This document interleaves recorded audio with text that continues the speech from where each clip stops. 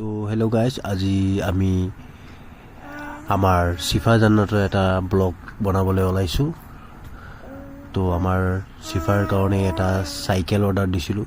চাইকেলটো ইতিমধ্যে আহি গৈছে, অলপমান ফিটিং হৈছে আৰু বাকী অলপমান বাকী আছিলে। তো আমি এতিয়া চাইকেলখন ফিটিং কৰিম আৰু আমাৰ চিফা জান্নাতক ইয়াতে কাৰ্টুনৰ ভিতৰত ভৰাই থ'ম, কাৰণ তাই চাইকেলতকৈ বেছি কাৰ্টুনটোত থাকি ভাল পাই আছে। সেইকাৰণে তাক কাৰ্টুনৰ ভিতৰত থৈ দিছোঁ। চাইকেলত উঠাৰ সিমান মজা নাই, সি কাৰ্টুনত থাকি ভাল পায়। তেতিয়া তাই কাৰ্টুনত থাকিব আৰু আমি চাইকেলখন মেৰামতি কৰিম। তো বেয়া নাপাব, ৰুমৰ অৱস্থা খুব বেয়া হৈ আছে। আপোনালোকে জাষ্ট চাব ভিডিঅ'টো কেনে লাগে, ক'ব অলপমান। এতিয়াতো আমাৰ চিফাই কথা ক'ব নোৱাৰে, সৰু আছে। যেতিয়া সি ডাঙৰ হ'ব সি নিজে নিজে বনাব। মায়ে এনেই বহি আছে, লেকচাৰ মাৰি আছে, এইটো কৰা সেইটো কৰা, কামটো নাই। আৰু এয়া চা, ই আৰু খোৱা বস্তু যি পায় তাকে খাই থাকে, তাৰ কামেই হ'ল এইবিলাক। যি হওক, আমাৰ